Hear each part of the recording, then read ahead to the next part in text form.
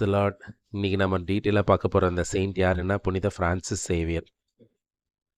Francis Xavier வந்து castle of சேவியர்னு சொல்லக்கூடிய kingdom of நாவ்ரேன்ற ஒரு ஒரு கிங்டமில் பிறக்கிறாரு. ஒரு அரசவைக்கு அரச அரண்மனையில். அவர் வந்து ஸ்பெயினில் இருக்குது. அவங்க அப்பா வந்து ஒரு இவர் வந்து அவங்க அப்பாவுக்கு எங்கே சன்னாக பிறக்கிறாரு. அவங்க அப்பா வந்து ராயல் கவுன்சிலோட பிரசிடெண்ட்டாக இருக்கார். அரசவையில் ஒரு முக்கியமான பதவியில், பெரிய பதவியில் இருக்கார். அதனால் இவருக்கு அரண்மனை வாழ்க்கை சின்ன வயசுலேருந்தே ரொம்ப ராஜபோகமாக வாழ்க்கையில் வந்து வாழ்ந்துட்டுருக்கிறாரு. இந்த நேரத்தில் வந்து இவங்க அப்பா வந்து இவரோட 9வது வயசில் இறந்துடுறாரு. 9வது வயசில் இறந்ததும் இவங்க அம்மா வந்து இவரை பாரிஸ்க்கு படிக்க அனுப்புகிறாங்க. பாரிஸில் போய் 11 வருடங்கள் வந்து படிக்கிறாரு. 11 வருடங்களும் அவர் வந்து கலை, சட்டம்லாம் படித்து ரொம்ப தேர்ச்சி பெறுறாரு. இவர் படிச்சுட்டு முதுநிலை படிச்சுட்டு இருக்கும் போது இவர் கூட வந்து பீரி ஃபேவரின்னு ஒருத்தவரும், லைலோ இக்னாசியர்னு ஒருத்தவரும் வந்து இவருக்கு ரூம்மேட்ஸ் ஆகிறாங்க. இதில் வந்து லைலோ இக்னாசியார் வந்து இந்த ஃப்ரான்சிஸ் சேவியரும் பேரி ஃபேவரியுக்கும் விட வந்து கிட்டத்தட்ட ஒரு 10-15 வயசு பெரியவர். என்னென்னா இவங்களுக்கு 23 வயசு இருக்கும்போது அவருக்கு 38 வயசு. அவர் ரொம்ப பக்தியாக இருக்கிறாரு. அவர் வந்து குருவானவர். அவரோட வாழ்க்கையை பார்த்து இவர் ஆச்சரியப்பட்டுருக்காரு. அவர் வந்து அடிக்கடி வந்து நிறைய நல்ல விஷயங்கள், நிறையா இறைவனின் வார்த்தைகள் எல்லாம் சொல்லிகிட்டே இருக்கார். ஆனால் ஃப்ரான்சிஸ் சேவியருக்கு அதன் மேலே நாட்டம் இல்லை ரொம்ப. அந்த நேரத்தில் தான் வந்து புனித பவுல் சொன்ன ஒரு வார்த்தையை வந்து சொல்கிறார். அதாவது ஒருத்தன் உலகெல்லாம் தனதாக்கி கொண்டாலும் ஆன்மாவை எழுந்தானாகில் பயன் என்ன அப்படின்னு கேட்குறாரு. அந்த வார்த்தையை வந்து யோசிச்சுக்கிட்டே இருக்கிறாரு. ஏன்னா இவர் மிகப்பெரிய பணக்காரர். இவர் வந்து அந்த ஆன்மாவை பற்றிலாம் யோசித்தது கிடையாது. அதை இவர் ரொம்ப ஆழ்ந்து யோசிக்கும் போது இவருக்கும் வந்து அந்த குருத்துவத்தின் மேலே வந்து ஆர்வம் ஏற்படுது. இவர் 1534ஆம் ஆண்டு வந்து தியாலஜி படிக்கிறாரு. படித்து இனிஷியலாக வந்து அந்த லைலோ இக்னாசியார் வந்து ஒரு சபையை ஆரம்பிக்கிறார் இல்லையா, ஜெஸ்யூட் சபை. அந்த சபையை ஆரம்பித்த ஃபவுண்டர்ஸில் இவரும் வந்து ஒருத்தர். மொத்தம் 7 குருக்களை வச்சு தான் வந்து அவர் அந்த சபையை ஆரம்பிக்கிறாரு 1540ஆம் ஆண்டில். அதில் முக்கியமான ஒரு ஃபவுண்டர் நம்மளோட ஃப்ரான்சிஸ் சேவியர்.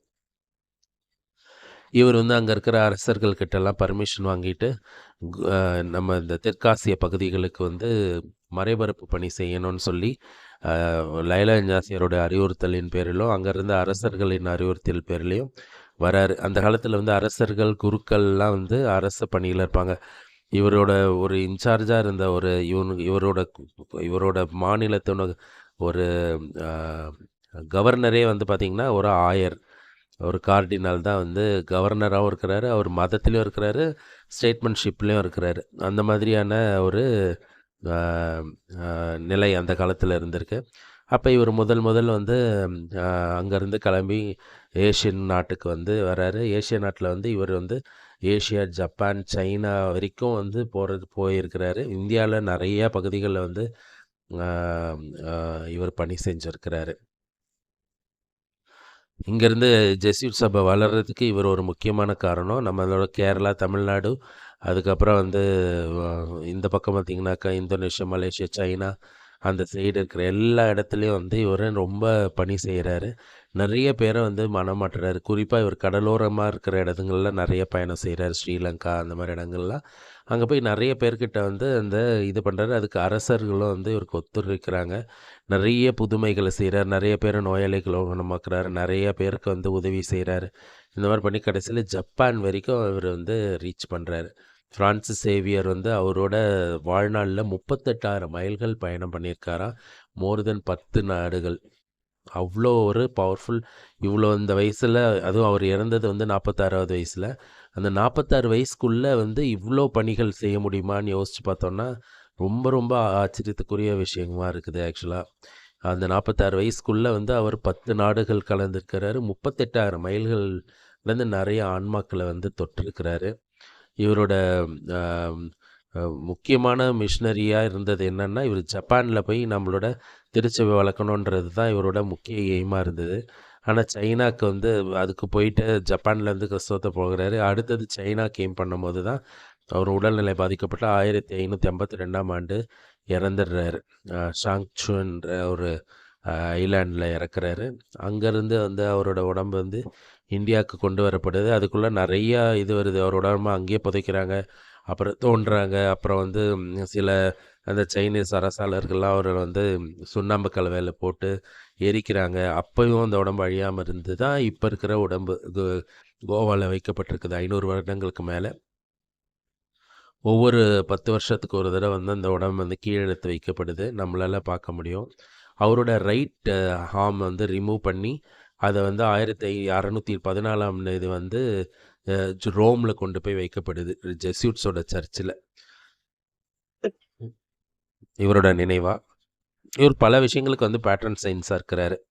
அதாவது இந்த மிஷினரிஸ்க்கு, அதாவது மறைமறிப்பு பழையோட பாதுகாவலர் இவர் தான். அதுக்கப்புறம் வந்து ஃபாரின் மிஷன், வெளிநாட்டு மறைமறிப்பு பணிக்கு பாதுகாவலர். அதுக்கப்புறம் யங் பீப்புள், டூரிசம், ஸ்போர்ட்ஸு, அதுக்கப்புறம் இந்த மாதிரியான நிறைய இடங்களுக்கு பாதுகாவலர் வந்து ஃப்ரான்சிஸ் சேவியர் தான். இந்த மாதிரி ஒரு உறுதியான மனநிலையோடு நம்மளோட கிறிஸ்துவத்தை வளர்க்குறதுக்கும் இயேசுவின் மேல் அதிக அன்பு கொண்டு வாழ்வதற்கும் ஒருவன் உலகெல்லாம் தனதாக்கி கொண்டு ஆன்மாவை எழுந்தான் அதில் பயனென்ன என்பதை பற்றி நம்மளும் யோசித்து வாழ்க்கையில் நல்ல நிலையில் நாமளும் வளரணுன்றதுக்காக நாமளும் வந்து அதுக்கான முயற்சிகளை செய்வோம். இந்த சேனலை நிறைய பேருக்கு சப்ஸ்கிரைப் பண்ண சொல்லுங்கள், நிறைய பேருக்கு ஷேர் பண்ணுங்கள்.